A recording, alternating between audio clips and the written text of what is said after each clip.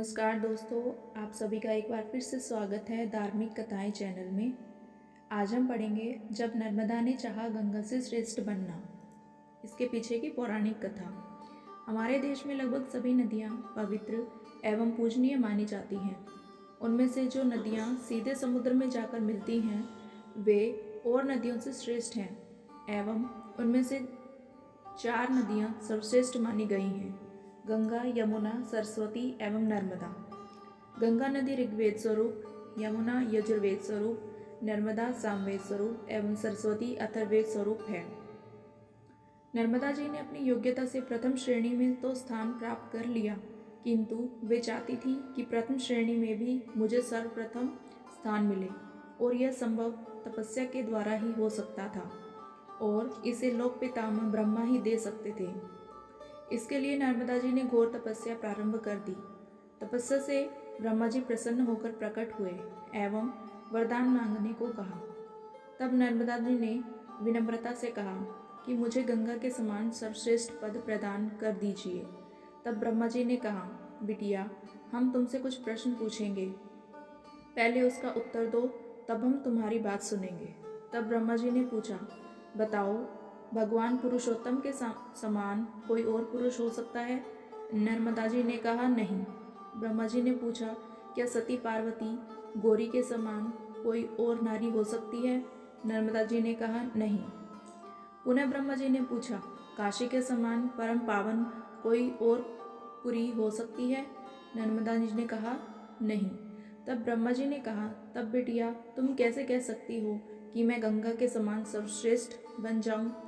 यह सुनकर नर्मदा जी चुप हो गई एवं मन ही मन सोचा, भूल हो गई, मैं तो अनुपयुक्त परीक्षक के पास पहुंच गई, जिन्हें मोह, ममता व अपनापन नहीं है। अब ऐसे परीक्षक की शरण में जाऊं जिसके हृदय में अपनापन हो।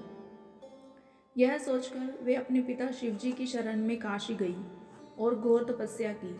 अपने नाम के नर्मदेश्वर की स्थापना कर उनकी आराधना करने लगी। इनकी सेवा से संतुष्ट होकर शंकर जी उनके सम्मुख प्रकट हुए और वर मांगने को कहा। अब की बार नर्मदा जी संभल गईं और अपने स्वार्थ की बात न कहकर बोली, प्रभु, आपके चरण बिंदों में मेरी अहेतु की भक्ति बनी रहे, यही वरदान आप मुझे दें। आशुतोष भगवान शंकर बड़े प्रसन्न हुए एवं सोचा, यह तो अपनी पुत्री ठहरी, कुछ मांग नहीं रही हैं, केवल मेरे चरणों की भक्ति मांग रही हैं। शिवजी बोले, वह तो तुम्हें प्राप्त होगी, किंतु मैं तुम्हें अपनी ओर से कुछ वरदान देना चाहता हूँ। तब शिवजी बोले, अच्छा सुन, भक्ति के अतिरिक्त पहला वर यह मैं देता हूँ कि तेरे दोनों किनारे के जितने भी पाषाण होंगे वे सब मेरे स्वरूप ही शिवलिंग समझे जाएंगे। दूसरा वर यह देता हूँ कि गंगा, यमुना, सरस्वती और तू 4 सर्वश्रेष्ठ में तू इन चारों में सर्वश्रेष्ठ समझी जाएगी। नर्मदा जी ने बात पक्की करने के लिए पूछा, सो कैसे जाना जाएगा भगवान? शिवजी बोले, गंगा स्नान से तुरंत निष्पाप हो जाएंगे। यमुना जी के किनारे 7 दिन रहो, स्नान पूजन करो, तब निष्पाप होंगे। सरस्वती के किनारे 3 दिन रहो, तब निष्पाप होंगे। किंतु रेवे नर्मदा जी का ही एक अन्य नाम है। तुम्हारे तो केवल दर्शन मात्र से ही प्राणी निष्पाप बन जाएंगे। गंगा कनखल व सरस्वती कुरुक्षेत्र में विशेषतया पुण्य रूप है, पर नर्मदा कहीं भी बहे,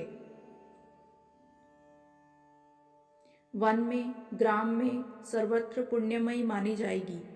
इसके अतिरिक्त तुम्हारे इस स्थापित नर्मदेश्वर के काशी में दर्शन करके पापी निष्पाप हो जाएंगे। इन वरदानों को प्राप्त कर नर्मदा जी काशी से अपने विंध्य प्रदेश में स्वस्थान को चली गईं। आपको ये जानकारी कैसी लगी ज़रूर बताएं एंड मेरे चैनल को लाइक, शेयर एंड सब्सक्राइब करिए। थैंक यू दोस्तों। जय श्री कृष्णा।